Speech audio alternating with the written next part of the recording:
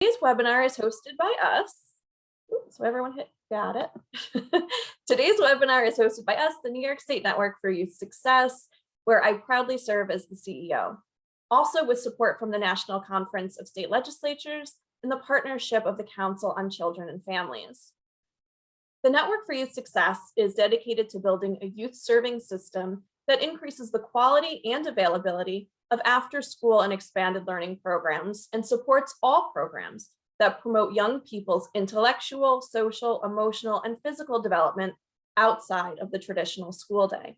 These programs include those that serve youth in kindergarten through 12th grade, take place in schools or in community-based settings, and occur before school, after school, during weekends, holidays, summer breaks, or even during the school day through partnerships with community organizations. The network convenes partners and coordinates them around a common agenda focused on partnership development, policy development, and capacity building. It also connects practice with policy across a broad range of state, regional, and local partners that represent the after-school, expanded learning, community schools, and youth development fields broadly. Our goal as a statewide network is to build an effective and integrated statewide system of high-quality after-school, summer, and other expanded learning opportunities to really provide a continuum of support that ensures the academic, social, emotional, and healthy development of children from birth through young adulthood. The network also serves as the backbone organization for the New York State Community Schools Network, which is a statewide coalition that supports and advances the development of all local and statewide community school initiatives.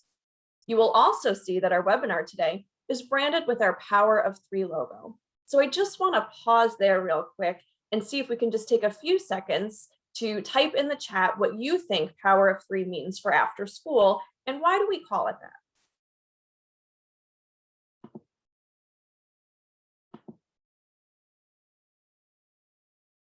So what do we think the Power of Three means?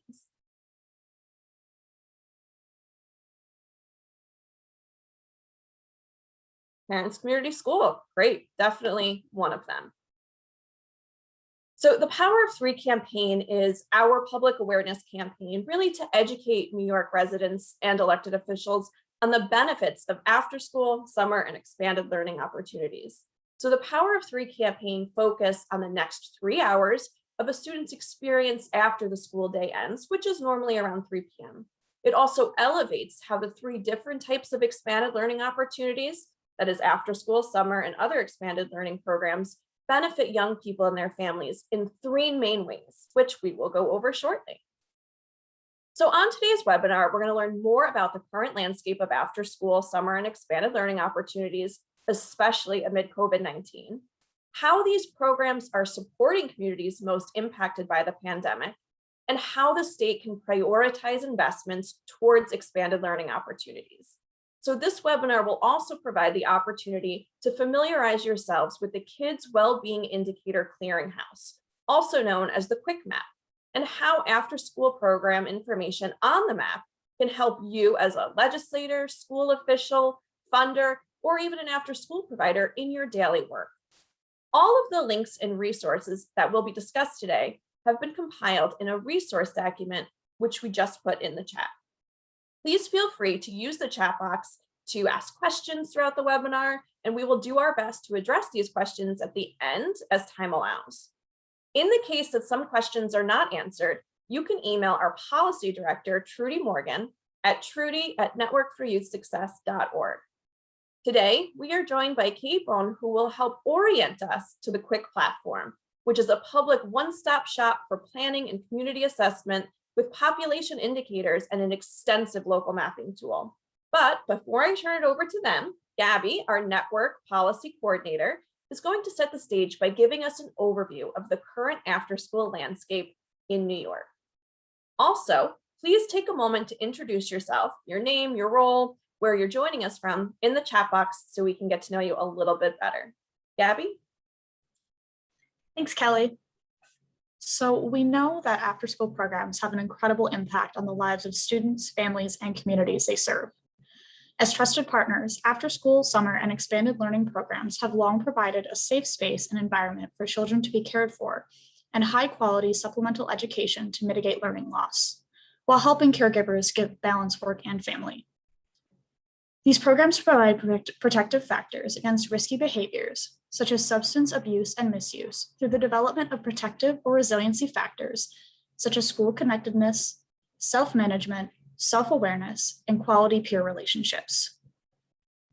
And thus, they provide a safe and healthy space where students can keep engaged, learn, and thrive. These programs enable parents and guardians to stay focused at work, knowing that their young ones are cared for. After-school programs also lead to academic success by fostering healthy social networks for participants and social-emotional learning that fosters higher academic and career aspirations for youth. The statistics you see here, pulled from the 2020 America After 3 p.m. report, reiterate the importance of after-school programs in our community. 94% of after-school parents and guardians are satisfied with their child's overall after-school program experience. 76% agree that these programs keep kids safe and out of trouble. And 82% agree that after-school programs provide opportunities for kids to learn important life skills. An overwhelming percentage, about 88% of New York parents and guardians, are in favor of public funding for after-school programs. Amid COVID-19, after-school programs are also helping students and families build hope and resilience toward the future. In spite of program disruptions caused by COVID-19, existing vulnerability of the after-school and childcare infrastructure, and limited resources, which we'll dive into a little bit more soon, after-school programs in New York have risen to the moment by providing critical services. These services support and promote protective and resiliency factors and elevate assets that help youth and families overcome the effects of trauma and adversity. After-school programs in New York have adapted by offering high-quality programs both in person and virtually to keep children engaged in learning. These programs have also helped families navigate the pandemic by expanding childcare services and positioning themselves to work further with schools and districts in addressing learning loss. Many of these programs have pivoted to providing community support by delivering food and other essential supplies to families in need, and establishing or expanding food pantries. Programs have also been key avenues for disseminating information and connecting families to an array of community resources and services to help them receive needed relief. For many families, after-school goes beyond after school. But these programs have been hit hard by the pandemic too. And this is in recognition of the fact that several administrative, structural, and financial barriers existed prior to the pandemic. Following school closures, many programs had to transition into new spaces to operate. They have had to cover additional costs of lower staff ratios, longer hours, and enhanced cleaning protocols and equipment. Many had to bear the brunt of running their programs at unsustainable levels due to unexecuted contracts, delayed payments, and guidance. Now there are shortages of staff as programs work to rebuild to their pre-pandemic levels. We applaud the state for the strides it has made in addressing some of these barriers, yet profound challenges remain. We are going to share some of these challenges later in this webinar, including a one-pager of recommendations for our fall priorities in your resource document. But first, I'm going to turn it over to Trudy, the Network's Policy Director, to talk about what current supports are available for after school. Thank you so much, Gabby. And thank you everyone for joining us. So today, about 134,000 students benefit from state and federally funded after-school programs in New York. About 57,000 of those students currently benefit from the only direct federal source of funding for after-school, the 21st Century Community Learning Centers program. The current public investment in after-school in New York peaks at approximately $222.9 million. New York supports after-school programs through two main funding streams, the Advantage After-School Program and the Empire State After-School Program. These funds are primarily administered by the New York State Office of Children and Family Services. The Advantage After-School Program funds after-school programs with a priority target of disconnected and high-need youth and serves about 17,500 students across 204 program sites at a per student rate of $2,000. Funding for after school, which is currently at $33 million, has been cut and restored annually in the last few years. The Empire State After School program, initiated in 2017, provides $55 million in funding at a per student rate of $1,600. Empire State After School funds support high-need school districts across New York to establish or expand high-quality after-school programs. And over 32,000 students at about 320 program sites benefit from this funding.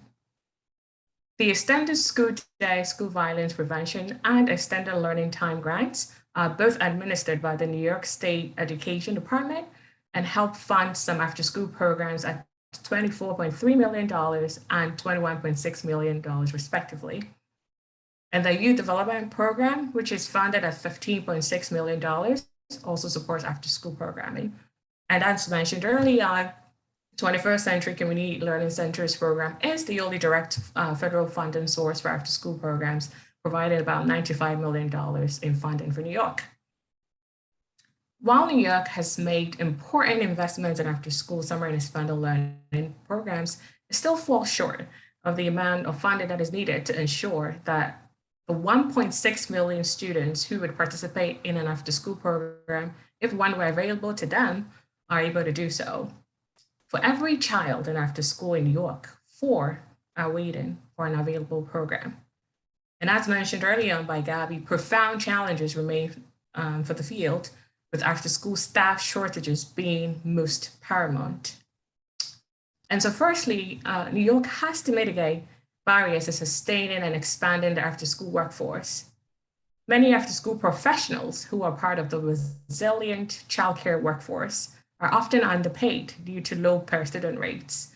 The changing dynamics in the labor market due to the pandemic, including competitive wages, increased flexibility, and more benefits provided in other industries, has made it difficult for programs to hire and retain staff for their programs. In addition to this, delays in the background check process remain while trying to meet student-staff ratios and addressing long waiting lists. And talking about low per student rates, the state has to increase per student rates to align with the true cost of high quality after school programming in New York. We know that the highest per student rate yet for a state or federally funded after school program still falls short of what the rate should be if it accounted for minimum wage adjustments while holding everything else constant, and thus does not reflect the true cost of delivering high quality after school programs. And then also after school summer and expanded learning programs have been largely left out of direct COVID-19 relief funding. Funds from the American Rescue Plan intended to directly provide relief and help recovery of the after school field were diverted to the local school districts, and they present an enormous opportunity for schools and districts to leverage school community partnerships to maximize student success and development. And this can be achieved through strong commitments, resources, and coordinated efforts between schools and after-school partners. The next part of our webinar will actually focus on strategies to effectively engage in these partnerships. Furthermore, New York does not have funds dedicated towards statewide support for school-age childcare providers, many of which are after-school programs at a time when it's most needed for recovery. This is in spite of the fact that about 46% of childcare subsidies from the Child Care Development Block Grant support school-age children in New York, and the grant requires a minimum set aside of 9% for quality supports for providers, including those that serve school-age children. The need for effective coordination and administrative support, especially amid COVID-19, cannot be underscored enough. And last but definitely not the least, New York has to expand access to after school. The demand for after school, for summer programs, and for other expanded learning programs remain high in New York, with the need for these programs increasing amid the pandemic. As I mentioned early on, for every child in New York, 4 are waiting for an available program. And looking at current statistics, according to the Census Bureau, almost 1 in 2, and that is about 45% of mothers of school-age children were not actively working in April 2020, as compared to January 2020 and 2021. Mothers with school-age children actively working had decreased by 1.6 million. After-school access, or lack thereof, has real implications on working families and gender inequalities in the workforce, and hence on our state's economy. And as mentioned early on, we have included a one-pager of recommendations to these priorities we just talked about in the resource document we shared. And the network continues diligently to work to mitigate these issues and absolutely looks forward to working with you all continuously, you who are decision makers, advocates, and supporters of After School, to help achieve these priorities. So I'm going to stop here because we'd like to hear from you too. Have you faced any of these challenges we talked about? What are you hearing from your districts and communities concerning these challenges? And what is most pressing for you at this time as an after-school professional, provider, supporter, advocate? Please take about 30 seconds to use the chat box to share with us.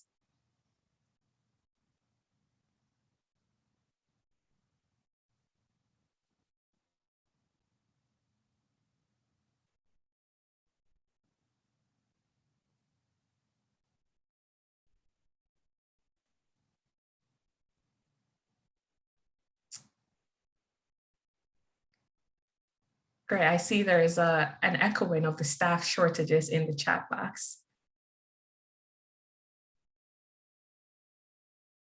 And then echoed in several ways. Thank you for sharing that. Yes. So far we've talked about the impact, challenges, and current supports for after school. What does that all mean for your community? How can you further understand the landscape by an in-depth and expansive look at data and resources that helps us better understand and serve our constituents and communities?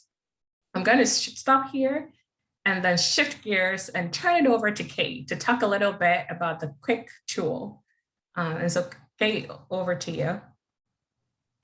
Hey, thanks, Trudy and Kelly and Allie and Gabby. And this is a wonderful opportunity to share the KWIC website.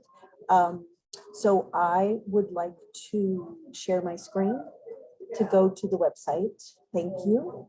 And I'm going to be showcasing the KWIC website, and you can type questions in the chat as well as email me. I'll put my information in the chat. I'm available for one-on-one technical assistance as well as other webinars. So this is the Kids Wellbeing Indicators Clearinghouse. It is part of state government, and we are the Council on Children and Families. We are unique within state government in that we pull together all of the agencies that serve children and families as part of our council. And so I am in touch with the data people at each of the state agencies, and they give us data for the KWIC website, and they tend to that data that's updated and validated through their agency.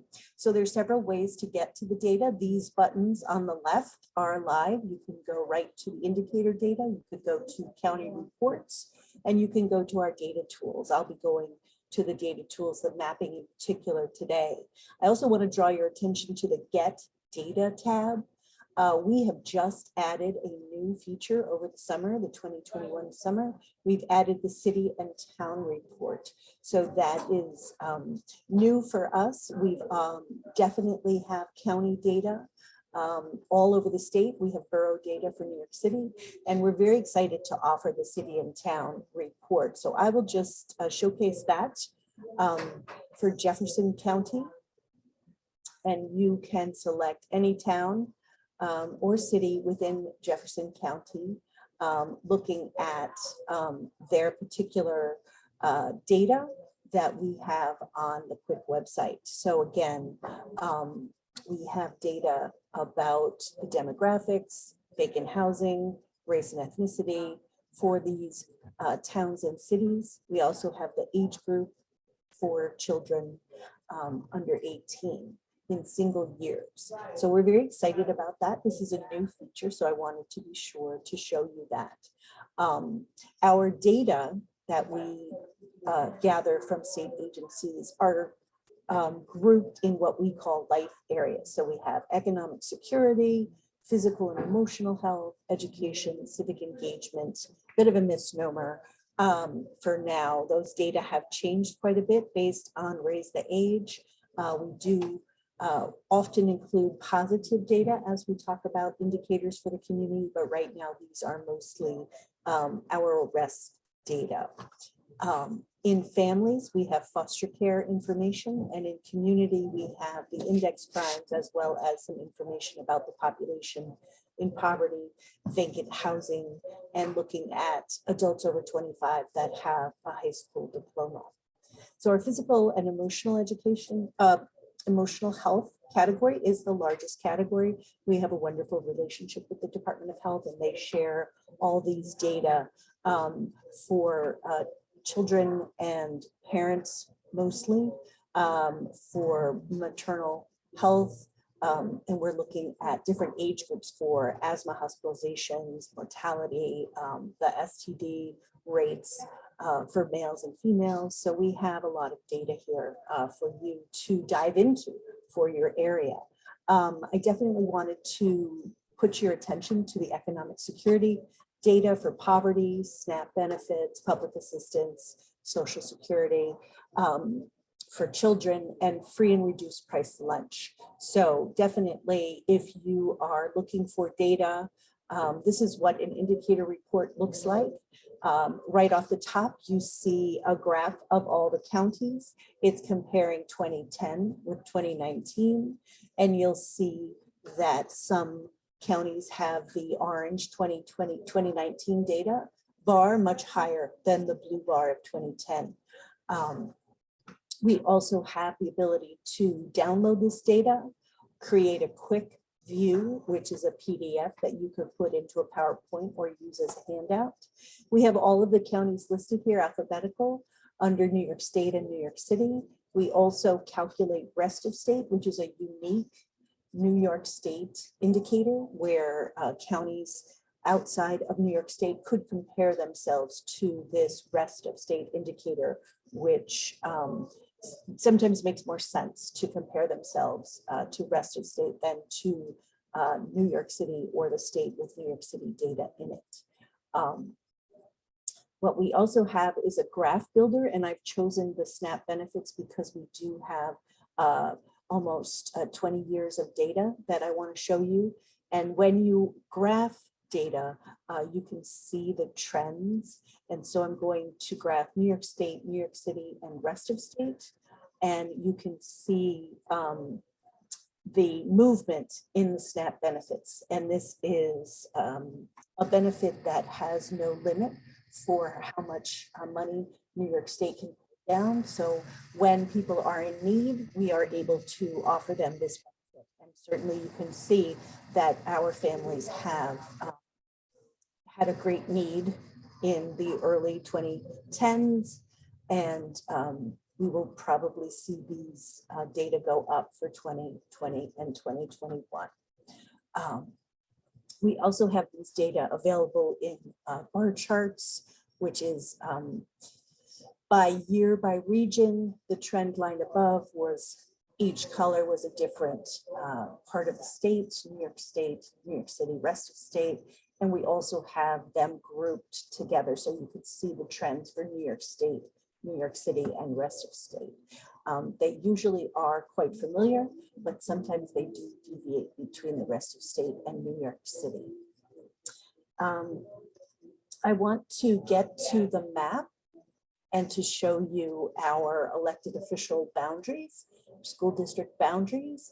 As I mentioned, we started off with county level data with our state partners, and we have certainly added to our mapping because of our users and their need and their asks. So I wanted to show you that we have data.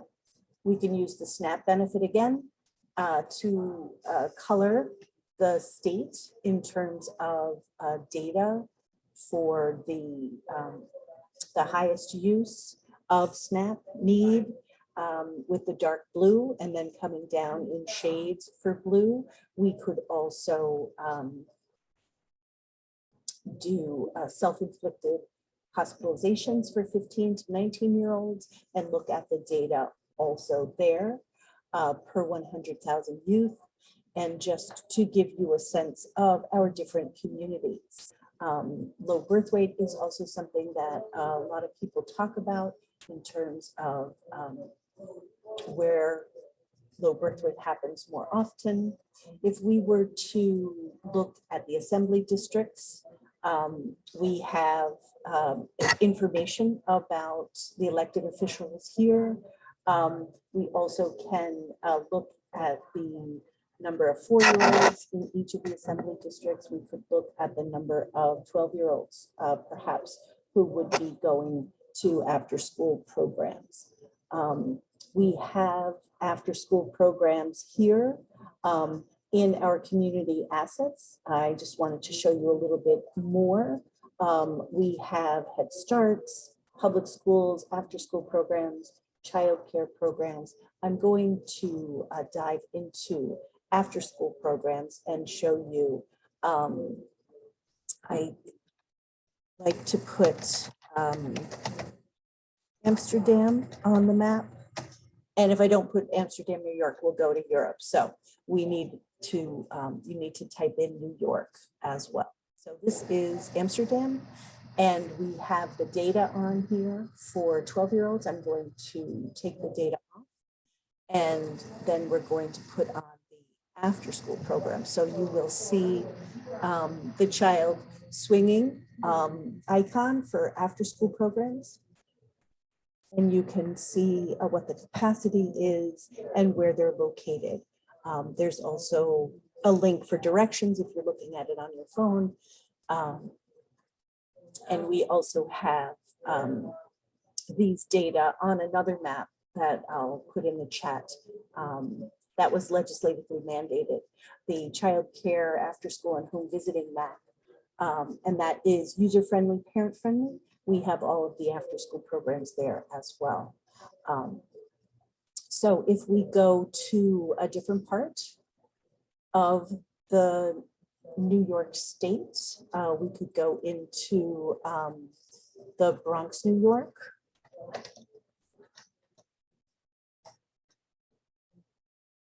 I'm just going to come out a little bit, but you can see in the different assembly districts, we could change to Senate districts also and put the after-school programs back on. And you can see how many after-school programs are in each of these areas. You can click on them and again, get the capacity information. You can look at where they are located visually. If you're familiar with your area, you can see how much they cover in your particular district. So I wanted to also show school districts, and New York City is unique. They have what they call geographic districts, and we could also map after school programs. If you're looking for partnerships as an after school program, we have public libraries, and we also have libraries with 24/7 Wi-Fi. And we also have the farmers markets. And we thought it would be helpful to have the farmers markets that take the EBT, the electronic benefit card for SNAP. So you will see where they're located, the months that they operate, how much they offer for the SNAP benefits or the WIC connection. So we thought that that information would be helpful for program leaders, as well as case managers, as well as elected officials to see what's going on in their neighborhood. This is taking a bit to render, a bit of time, but this is what we're calling the district profiles, the boundary profile. So we're looking at New York City Geographic District 9, and we're looking at some of the data that we have on KWIC. So we have student enrollment by race and ethnicity and by grade, And we also have data running down the left-hand side. So you can print this out and use it in presentations or as handouts in meetings, as well as download the data if that's of interest. All right, so I am going to go back up here and go to the home map and click off after school and libraries and farmers markets, and also show you the parenting, the New York State Parent Portal, which has the legislatively mandated locator tool. This is the child care after school and home visiting locator tool, and you'll see after school programs here. It is a different map than what we have on KWIC. So if I were to put in Amsterdam again,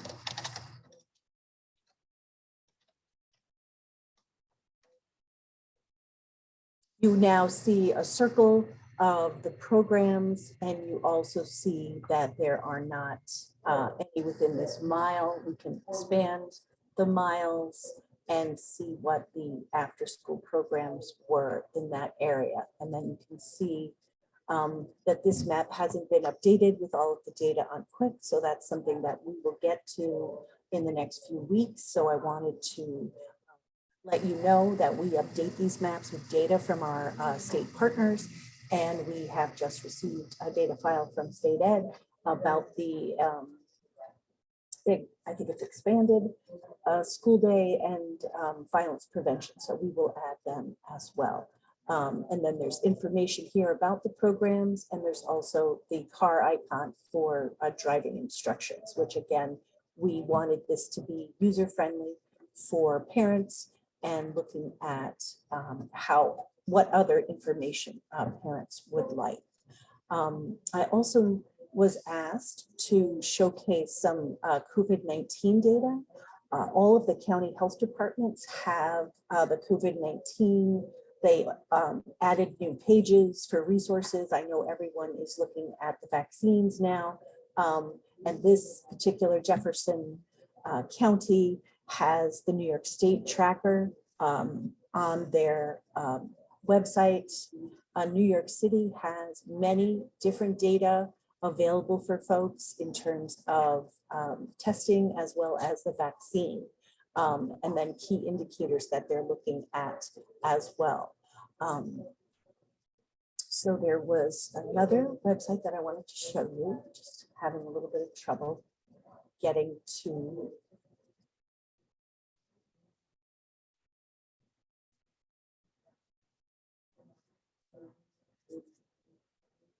So this is the Albany County dashboard, and it looks at positive cases at a cumulative basis. It also looks at positive cases daily, and it also has positive cases by zip code. So every county has a little bit different information, but I did want to bring that up.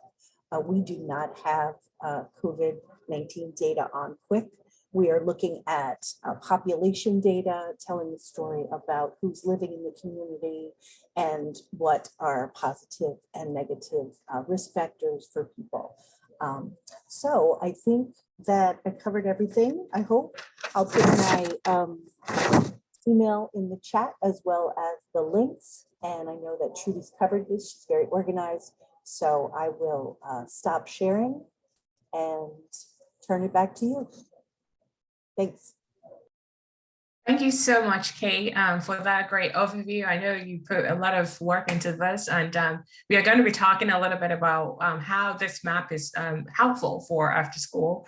And as Kate has already talked about a little bit, there is a lot of important, there are several important ways you can be utilizing these maps. As a matter of fact, we will share a little bit in terms of how the network has utilized this map for our advocacy purposes, information purposes, and even thinking now about the impact of COVID on after school, how the population data that Kate mentioned is crucial to helping us understand the trends of the impact of the impact of COVID on after school programs. And so there are several ways that this quick tool can help you in your work. It has extensive data and resources to assist you in a couple of ways. And so firstly, this tool can help inform your goals, proposals, and policies. Hence, you can use this data pulled from the KWIC tool in drafting legislation, proposals, and grant requests. Data can help support the need for after-school, summer, and expanded learning programs in your community. And the cross-sectional analysis that takes into account other indicators of children's well-being can also help you analyze available resources and identify gaps and bridges in your community.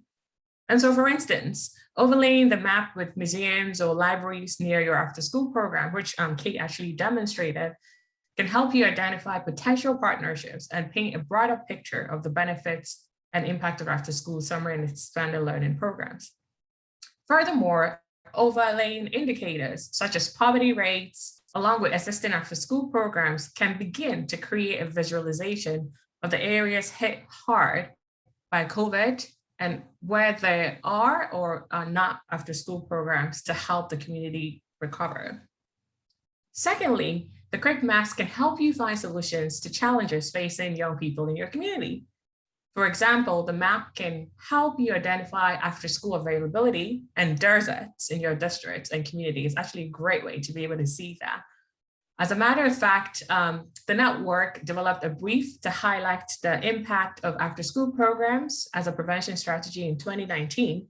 And the brief analyzed extensive data on juvenile and adult arrests within the state's 63 counties, and then utilizing that data from KWIC Maps and emphasize the presence of after-school programs as an important factor in preventing youth from engaging in risky behaviors such as substance abuse and misuse.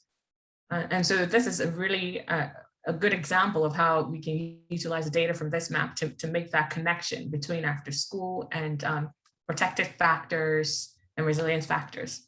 The information from the map can also help after-school providers find more resources to support young people in their program. For example, the KWIC tool provides information on the percentage of students eligible for free and or reduced price lunch, and it can help you access and participate in the Child and Adult Care Food Program, or KWIC, which helps qualifying after-school providers provide free snacks and supports for youth and teenagers. And I think we're going to put the information to around KWIC. It's a great program for school providers on here today who do not know much about that. Also, the information available can help you in your advocacy. You can find and incorporate the data and infographics in your presentation and sharing with decision makers and other stakeholders to make the case for after school. The KWIC Maps, as I mentioned, is a great tool to highlight the indicators in your community and share how you, and if you are an after-school provider, your program is working to address them if negative indicators or working to strengthen them if they are positive indicators. And you can show and discuss the KWIC Map information at your advocacy event, like Lights On After School, which is 2 weeks from now on October 28th. The network is going to make available updated statewide, regional, and local after-school one-pager maps, which you can access on our website by mid-November. Our regional after-school maps will be based on our 15 regional after-school networks. And then the local maps will highlight specific areas as needed. You are absolutely encouraged to use this information to show all publicly funded programs statewide, highlight the benefits and demand of after school, and share these maps with your partners. And as I mentioned, it will be available by mid-November on our website. After school is essential towards recovery and building resilience of young people and their families in New York. And we know that because the data tells us. And utilizing the KWIC Maps and other KWIC resources will help you make the case strongly. And so I'm going to stop here and open up for questions. But before I do, I would like to note that the second part of our webinar will be on October 26th where we will discuss ways to leverage after-school partnerships to accelerate student success. And we invite you also to join us and after-school providers across the country in celebrating after school on October 28th, which is lights on after school through a tweet storm at noon. And we will be sharing information on that, and also a virtual celebration later on that day in the evening. And we encourage you, if you have videos, if you have stories, if you would like to speak, share them with us for sure. And so I'm going to stop here and to see if anybody has any question on anything we've discussed today before we conclude our webinar.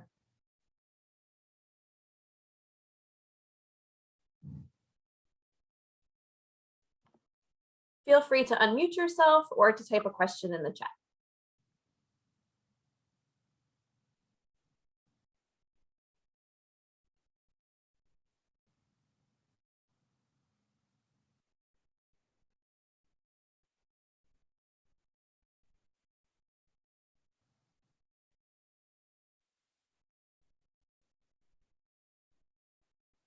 Okay, I see there's a question in the chat from Assembly Member Salker.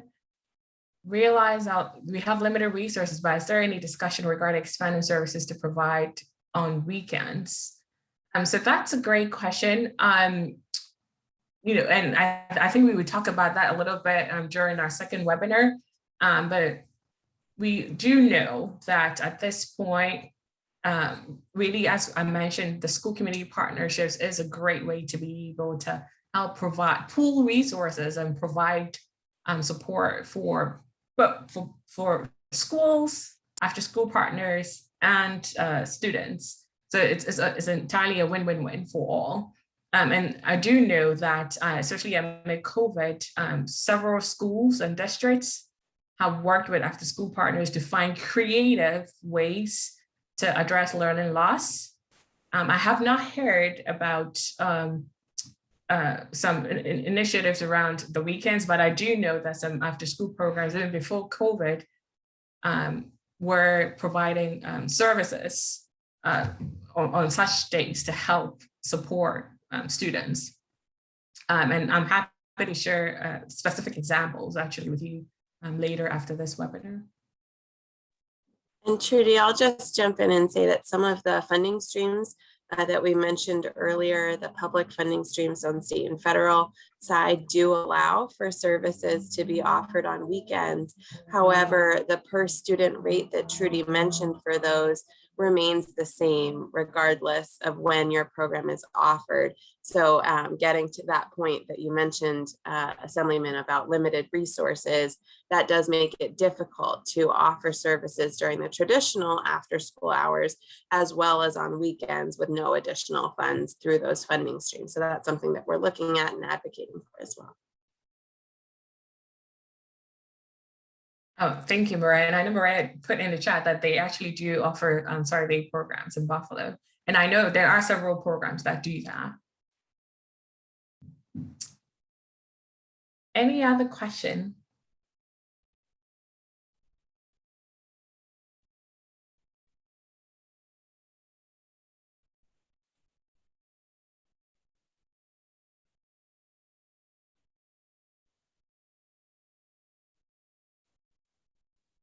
All right, it sounds like there are no other questions at this time.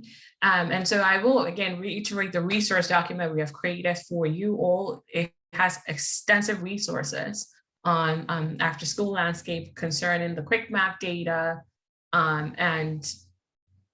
know, as we talked about earlier on, as the statewide after school network, we also provide a lot of resources related to after school. And so if you've not had the opportunity to check out our webpage, is www.networkforsuccess.org. Please feel free to check that. And if you have any specific questions, especially as it's related to your district or your region that you would like us to get you more information about, please feel free to let us know and we'll be happy to support you in that. So if there are no further questions, I really want to thank you for your time with us today. As I mentioned, we are going to be following up with the recording of this webinar as well as the PDF of the presentation. Our next part 2 of the webinar is on October 26th, and we're actually going to hear from some individuals sharing practical strategies to engage around partnerships. So we hope that you could also join us for that.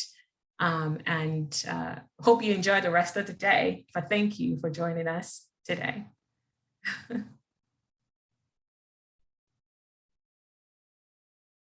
Thank you all.